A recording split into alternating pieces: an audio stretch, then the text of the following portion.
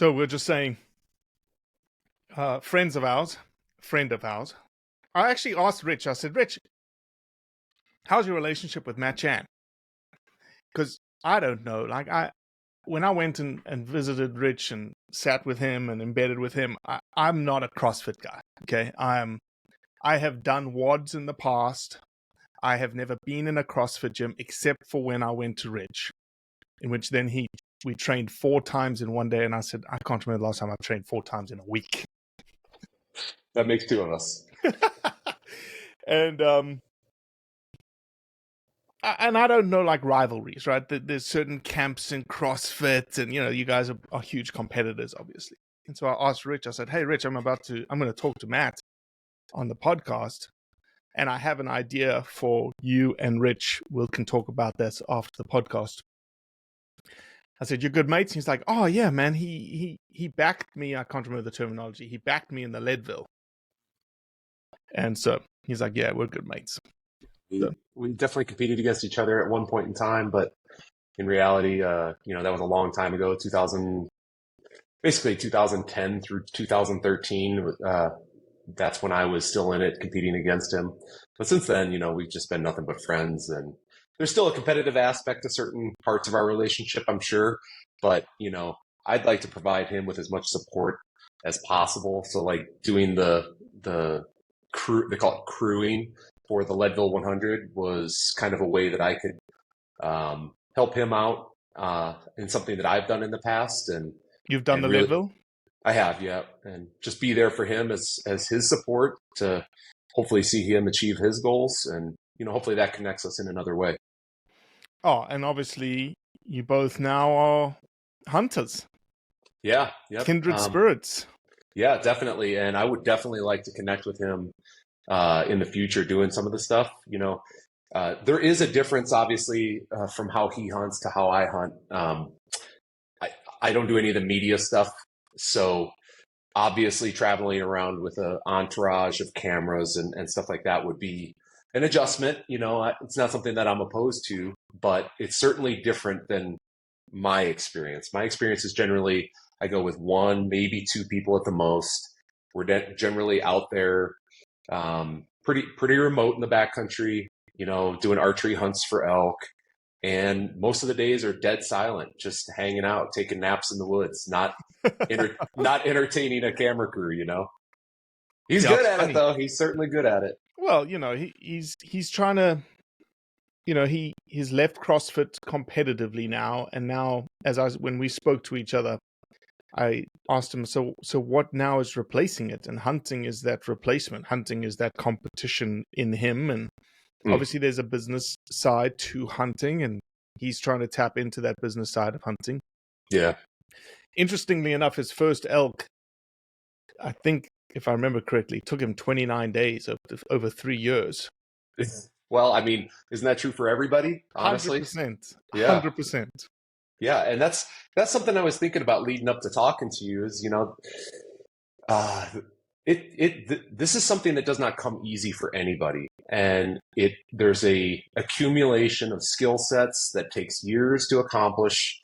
I think it's easy to look at hunting and become overwhelmed with the amount of tasks, the amount of gear, the amount of skill sets that you need to even go on your first hunt. And, I have friends that have been collecting points in Colorado for a number of years who've spent minimal days out in the backcountry. And now that they're ready to draw in the next couple of years, they're like, send me a list. And when they see the list, it's like that you're talking about like $3,000 worth of gear before you buy a tag, before you spend the days in the backcountry. And it's like, oh, that's just the things you can buy. You can't buy skills. So, it can be overwhelming, but in my experience, I've only been hunting for 10 years. It's changed my life 100%. It's changed my life. Every fall, September is #September. Like I look forward to it every single year. I look forward to the disappointment. I look forward to the highs, the lows, and it's changed my life. Well, Matt Chan, welcome to the Blood Origins podcast. I know we've been trying to Thanks. get this situated for a while, and September hit in between us getting together, and you're like, look, dude, just reach out to me at the end of October. I was like, 2.5 months from now, I'll make a note and I'll reach out. Yeah, thanks for doing that. Matt Chan, if people don't know who you are, you want to give a quick introduction to who you Yeah, are? sure. I would say I kind of classify myself as a firefighter now, as far as like what I do for a living. I have competed in CrossFit for nearly, I think I went to the CrossFit Games 6 times. I took second place in 2012, just after Rich Froning. And he and I went head to head that year for the whole competition. I taught with CrossFit for 12 years on their level 1 and level 2 seminar staff. I created a course for them called the CrossFit Competitors course. I run a program called Train for the Win, and it's now a longevity program that uses science-based protocols to get people where they want to go, more comfortable in the backcountry, more comfortable at work. But I'd say my true heart is in the backcountry, whether it's skiing, mountain biking, climbing, or hunting. And my wife and I do a lot of that stuff together. And that is a big part of me, is my relationship with my wife and having those experiences with each other in the backcountry. So Does I your feel wife hunt? She does. Yeah, she does. We've yet to get her in an animal, but we're taking our time with it and making sure everything's comfortable. We're not rushing anything. And she is bow hunting, rifle hunting? Rifle hunting. Rifle hunting. Good. So obviously, you mentioned 10 years ago is when you started hunting. You were obviously doing the backcountry stuff, the skiing, the snowboarding, the hiking before you entered into the hunting world? Yeah. For about 20 years, I've been spending time in more and more remote places, generally in Colorado, but around the Western U.S. So why? Why then do you become a hunter? Obviously, you were not a hunter. Didn't grow up a hunter, right?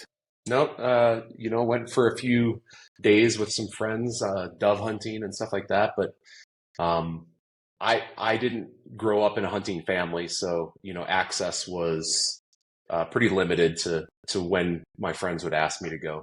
And Mom even and then, dad just didn't hunt, or dad didn't. no, both are hippies, and yeah, and they aren't guns people. They're not gun toting.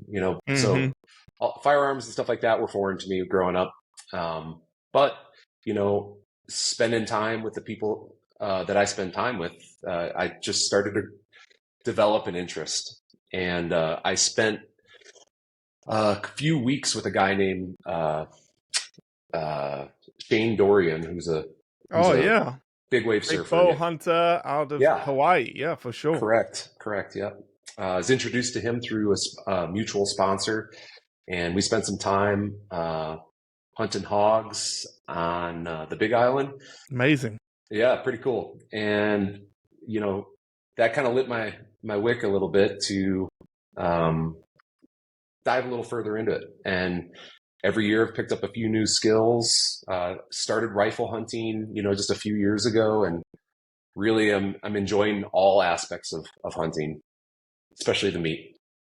100%. It's interesting that you said earlier, the whole tag system and drawing a tag and the points and people. It's another skill set.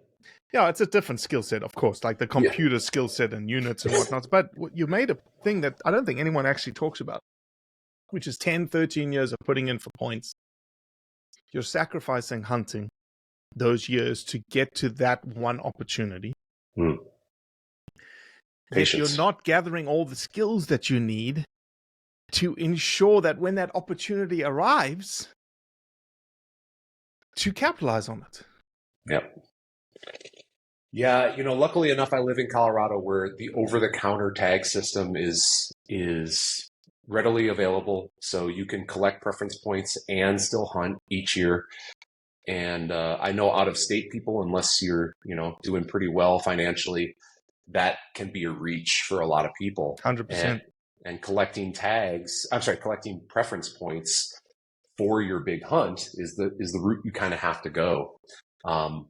But there are a lot of opportunities out there for people to pursue while they're accumulating those points and those skill sets. Like example, the last 2 years, I've picked up a tag in Montana for a cow elk in the late season, and it's only $300. Mm. And yeah, it takes some money to get there and to take the time off of work and all of that. But I do that because number one, it puts meat in the freezer potentially. But number two, I get to go out there with some friends that live in Montana, and I get to learn from them, and I get to see the land in Montana, so that when I do draw a bull elk tag in Montana, I feel comfortable. I know where to go. I know how to hunt there. And I'm really excited about it, but it is a slow accumulation of not only preference points, but skills and drills. Oh no, it's all experience, right? I was actually fortunate enough to I just came back from Southern Colorado this past weekend, in which I killed a cow elk. Congrats. And what you don't know about killing a cow elk is that you probably going to need to buy another freezer. Yep. Because you don't actually know how big those animals are. Yep. Like 325, 330 dressed. I was just like, holy smokes, man. I think one cow went like 375 dressed. Wow. I was like, this is monstrous amount of meat.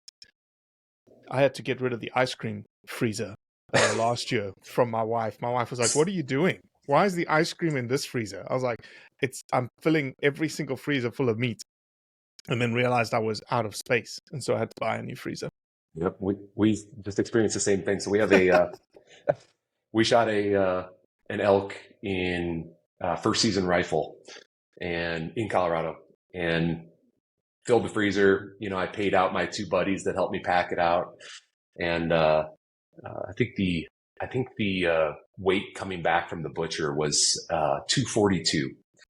So it was a big elk. And like I said, we're going out to Montana in January. So that second freezer that we have set up for our ice blocks for my ice bath, we're gonna have to clear those out and put the elk in there. Matt, what are your firefighter friends saying about hunting? Are they hunters? Do you distribute the meat? What are their reactions to this? Yeah, so the guys I work with, hunting is a way of life. Before I went hunting with Shane, before I really started asking questions, I would notice that every, March and April, guys would sit around the table with their new brochure from Colorado State that talks about the areas, and then they do their research into how many points for each area. And I would, of course, listen, but have no idea really what they're talking about. And I always took some interest in it, but it seemed like an overwhelming task to learn the process of applying for big game tags in Colorado. But, after kind of, breaking the floodgates and going hunting a couple times, the guys I work with, it's something that we share together. When the brochure comes out, we all sit down and talk about what we're doing this year, what the plans are. We start looking on Go Hunt Insider and all that stuff for what point requirements are for each area. Can we head out of state yet? Can I go to Wyoming with 5 points for elk, pronghorn, or deer? Stuff like that. So it's a really exciting time for the hunters at the fire department. Do you interact with, obviously I would envision you're still involved in a CrossFit community in some sense of the word. Are there people that are, do you give the meat away, give the elk away, give people like, hey, here's some venison that I shot or killed? No, we do that at work. As far as working out with people, I work out in my garage, Oh, okay. I think there was so many years where we were so immersed into the community that when I stopped working for CrossFit Incorporated, and when I stopped owning a gym and I sold the gym, it was nice to just work out by myself in my garage gym. Yeah. But yeah, absolutely. I do bring meat into the fire department. We cook a roast or whatever on the slow cooker. We'll do, obviously ground meat all the time. Maybe keep the back straps at home. Keep the good stuff. Yeah. Matt, what about, so I want to dive in a little bit to this whole, you know, when you, maybe let's just start with you and we can migrate into what is happening on Rich's Instagram right now, but just generally maybe sort of like larger influencer type people that are talking about hunting writ large. 10 years ago, you decide, okay, I'm going to be a hunter. 10 years ago, you're still very much in CrossFit, right? Oh, yeah. Yep. Is there a point there that you're just like, did you make a conscious decision one way or another to say, are you going to communicate about hunting? Am I not going to communicate about hunting? Am I going to post about hunting? Am I going to get canceled? What's going to happen? Talk me through that. Yeah. So, like you're describing with Rich and his boar that he shot, my first experience with social media and the backlash from social media occurred in 2013. I shot a mule deer archery, and it was a forky, but it was my first velvet forky that I'd ever shot, and I was super proud about it. Field dressed it, by myself with a buddy, of course, and brought it back to the house and kind of learned the process of having an animal butchered, and I was super excited. So of course, I took a picture with my harvest, and I'm smiling because I'm happy. And I posted that photo to Instagram back in like 2013, and the backlash was not what I expected. I would have thought that, primarily my audience is CrossFitters generally, or firefighters, that there would be a lot of support for finding a way to ethically harvest grass-fed, free range, good life animals for your meat, to take into your body, to turn it into the proteins that make up your structure. I would have thought that'd be more respected, more something that people would look at and say, I want to do that. And that is definitely not the case. So I don't have 1.4 million followers like Rich does. I watched my social media following go down by the tens of thousands after that post. And it was like, okay, well, I guess I can't afford to do that again. But yeah, no, I learned about it, man. And what I've learned is that the way to do that now for me is to post a nice picture, wearing camo and all that stuff on the first slide of a group of photos, and say, if you're triggered by seeing dead animals, please do not slide to the left because there is a photo of my harvest. And at the very least, you're warning people so that you're not pushing it into their face. So that's how I approach it. Yeah, and look, I'm totally a fan. I actually just was talking about this earlier today. People will look at trophy pictures and they'll be like, Robbie, what's your take on a trophy picture? Does it help or hurt hunting? My answer is it depends.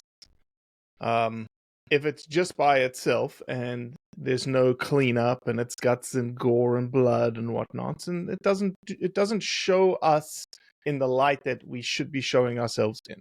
Mm-hmm. It doesn't show respect for the animal. It doesn't show actually the entire process. Right. All it shows is Matt Chan, Rich Fronin smiling over a dead animal. And right. The immediate connotation is, oh, you're smiling because you enjoyed killing that animal. Yes, agreed. And it's like, yes, I see that. I get it. But the smile, honestly, is not from the kill. Because if you dived from a theological perspective and philosophical perspective, and you spoke with 100 hunters, you surveyed 100 hunters, immediately after the shot is taken, whether it's with a bow or a rifle, and something happens to that animal, whether it drops and it kicks or it runs away or does something psychologically in our brains, and again, I would put money on the fact that it's 99 out of 100 hunters, there's some sort of like remorse, gut anxiety, stomach sickness kind of thing within you. Yep. And you have to ask the question, why? Like, why do you get that? And you get that because you didn't enjoy seeing that animal act the way it did after you trying to ethically take its life. Yeah. It's part of the human psyche. So, the idea of this idea that we purport to love the animals that we take, we purport to love the animals that we kill, is a very difficult concept to translate over social media. Even more difficult when it's a single picture with a single person smiling. Yeah, man, I couldn't agree more. Like, I respect every one of those animals, what they endure throughout their lifetime, both from hunting pressure, but also just from the environment that they live in throughout the year. It's amazing. And that feeling that you're describing, I experienced that with this last animal I harvested, that I took the first shot, and this old bull just stood there like nothing ever happened to him. I shot it from 365 yards, and I thought, oh, that wasn't a good shot. And right, like what you're describing was, here comes the nerves, here comes the regret, here comes the grief of potentially wounding an animal. I quickly reloaded another round, shot it in the exact same spot, and it walked off. And I watched, this was funny. So it walked out of view behind some trees, and I actually saw a moose pop up out of some willows and stare in that direction. And while I was thinking that elk is walking away, I just wounded it, I watched that moose stare in that direction for 20 minutes. So I knew that elk was still there and that it was going down.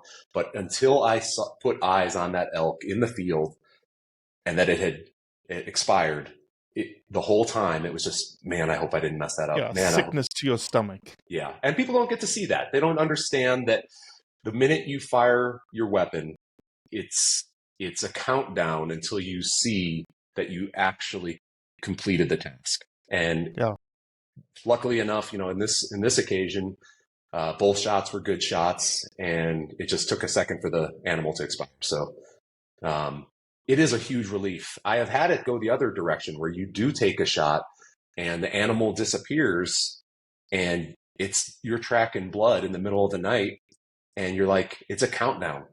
It's a countdown. And every second you're hating yourself for not showing more restraint for a better shot or another opportunity. And luckily, I've never not found an animal that I took a shot at. But boy, oh boy, it is a stressful part of hunting.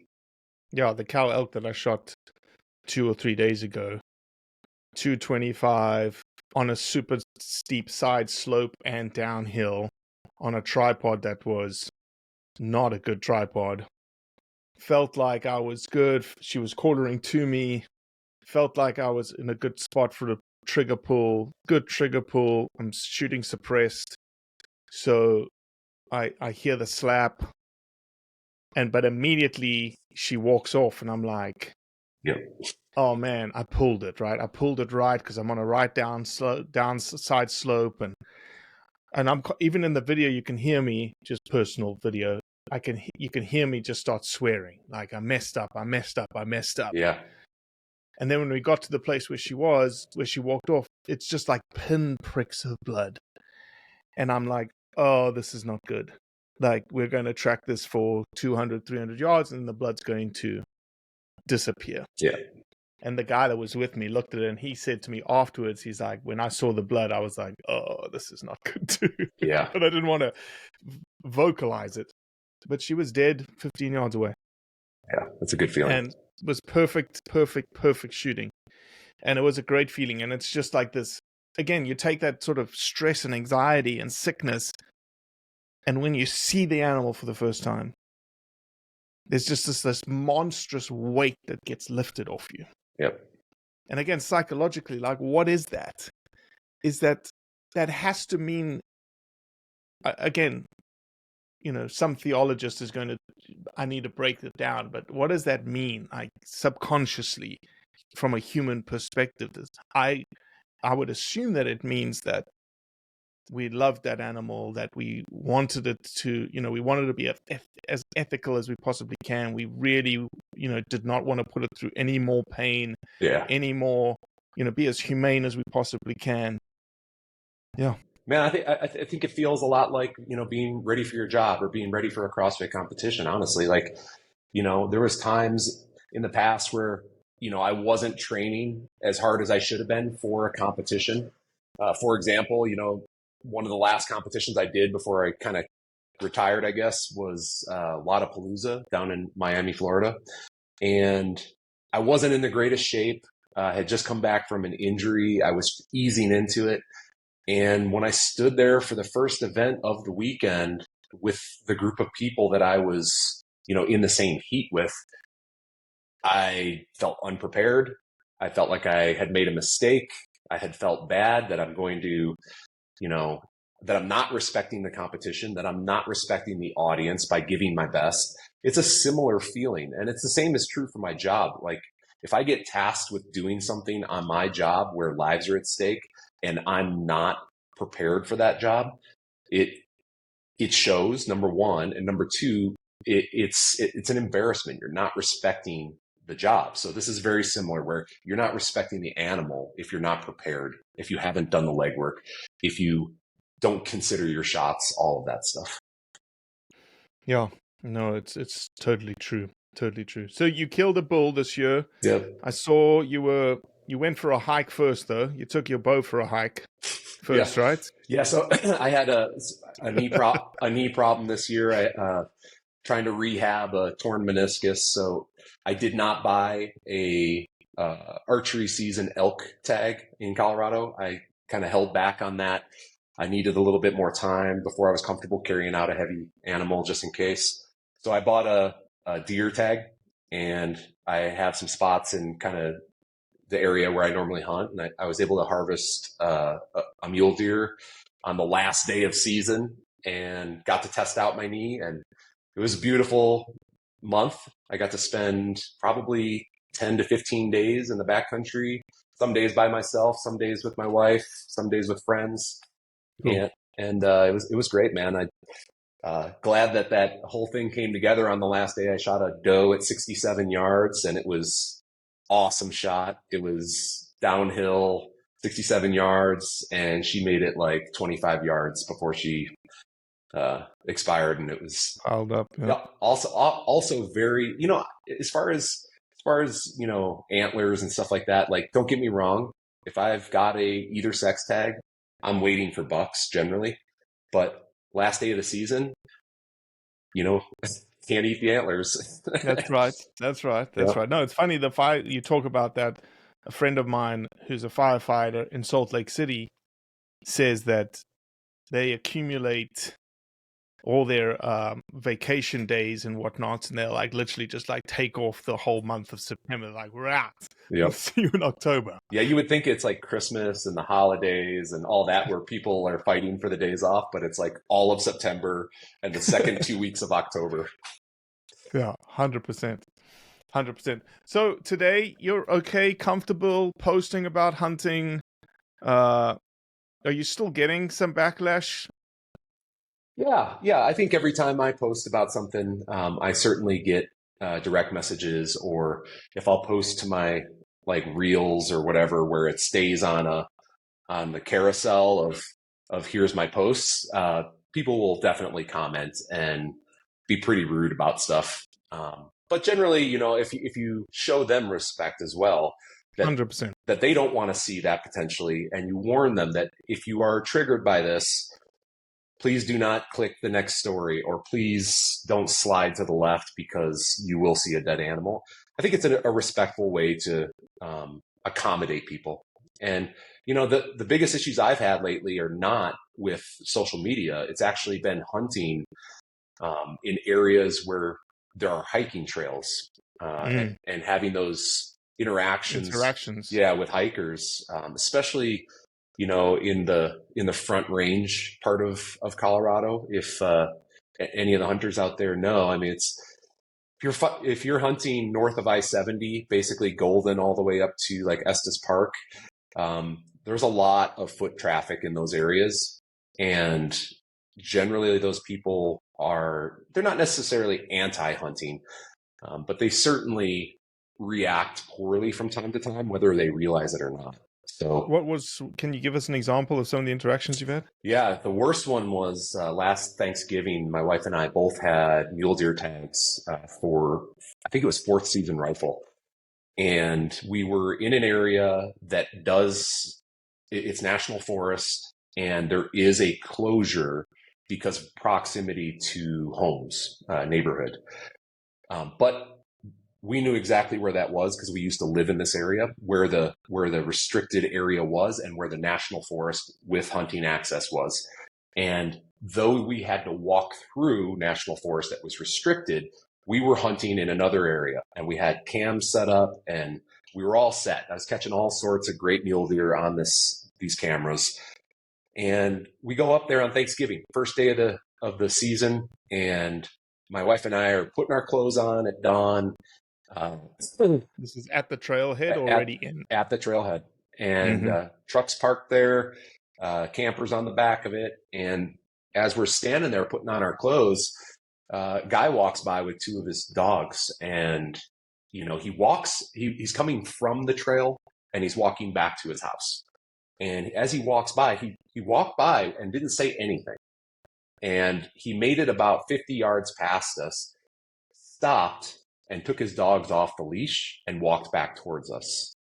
And right away, he had a different demeanor than when he walked by at first. And it's like he thought about it and something upset him. And so we're standing there, and this is my wife's first year of hunting, of having a tag in her pocket. And he walks back and he tells us, that this is a restricted area and that we have no business being here. And I said, I understand, sir. I used to live in this area. I know where the hunting restricted areas are. We're actually going to hunt outside of those areas. And he asked me to show him on a map where we're going. So I did, of course. And, it shows how Onyx shows the restricted area. I showed him where my trail cams were. So the guy basically yelled at us for about 5 minutes and took pictures of us and the area. He's holding his phone at us and whatever. But he proceeded to go up the trail system again and started making loud noises and being a buffoon, basically. And wow. my wife was upset, and she had said that, she's like, are we doing something wrong? Right. And she doesn't know that, this is, you have to, you question it immediately in any interaction, right? That person, you're like, is he right or am I right? Right. Even I had the same feeling myself, and I knew exactly what I was doing. And so, I assured her that everything was cool. So we go up there, we walk to our little spot. There's the trail camera sitting right there. And the guy, about 30 minutes later, he comes up off of trail, walks past us. He's like, oh, there you are. And starts making a buffoon of himself for the next hour and just shouting, I hope I'm not scaring off the deer. And that was our first experience with real negative interaction. So we reported that to the Colorado Division of Wildlife, and nothing was done about it. They said that they've had interactions with this guy before. So I did my part. The problem is, I wonder what the laws are for. I would say it's almost like public harassment. It is public harassment. So we did some research into it, and it is illegal to prevent a hunter from harvesting an animal. But it sounds to me like it's something that doesn't have good enforcement, especially in the area where we were at. So we saw the Colorado guys out there, and not a lot was done. So we just don't hunt in that area anymore. But we've experienced similar things just with human interaction on trails where we're walking by people, and my wife will say something to me. She's like, these people just don't know how they look at you when you walk by. They look at you with disgust.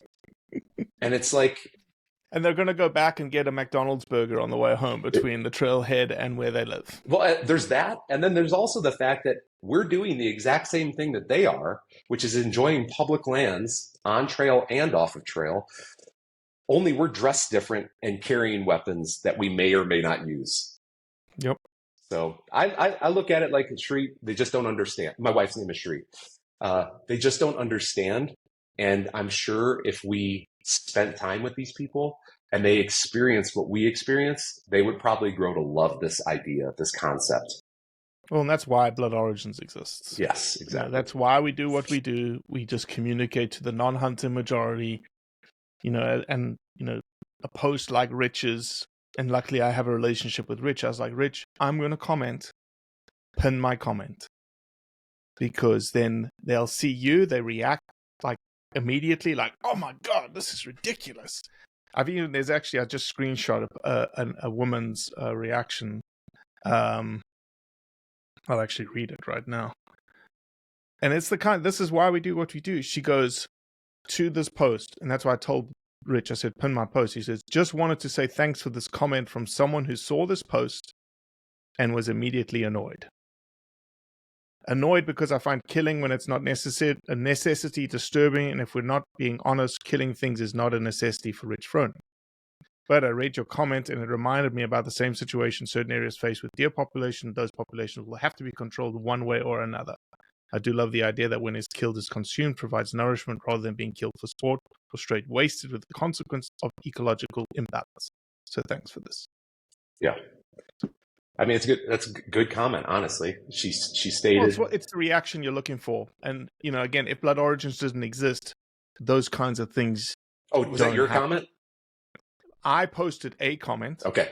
That is pinned on Rich's post, which is something along the lines of... let me see if I can get it. My post is full of it right now. My comment was, bears like wolves elicit huge reactions from people who think, 1, they are cute and cuddly, 2, they are endangered, and 3, nobody eats bears. Right, I read this one. So here's some facts. Yes, they're incredible creatures. They're also predators that have impacts on deer, elk, moose, calf survival, and mortality, and as such require similar management. Black bears are one of the most prevalent species in North America behind white-tailed deer. They're especially prevalent in Colorado, around 20,000 bears. Yeah. 3, bear meat is consumed all the time, is nutritious and delicious, and has to, by law, be taken off the mountain in Colorado. Right. At the end of the day, I get you being upset, but sustainable management of black bears is a necessary activity. Yeah, and couldn't say it better. And honestly, I feel like the person's reaction to that is a respectful reaction. 100%. Where they said, hey, this irks me, this makes me kind of nauseated, but I understand it. And it's a great point. If we do let the deer population, for example, grow to a point where, this chronic wasting disease affects all of the population of Colorado mule deer, there's a bigger problem at hand. Mm-hmm. Or, vehicle collisions, right? And people are like, well, I'm sick and tired of my car getting hit by a deer. Yep. CPW, come out. Yeah, anyone that's take care of this population. Anyone that's driven out around Montrose, I've never seen so many deer near collisions in my life driving around Montrose, Colorado. The same is true with elk in Estes Park. Unbelievable amount of elk on the streets of Estes Park.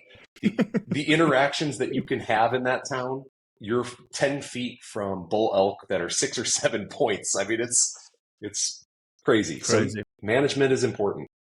No, I think respect is the number one key thing here, and I totally agree with you. We will always be respectful in our responses and in our comments to people. Yeah. And we'll also be honest. And honesty is a little bit disarming in the social media space, i.e., yes, you're right. It's a terrible picture. I agree with you. But let's just talk about something else. Or, hey, I get why you're upset. I get that you actually hate hunting. Yep. I get it.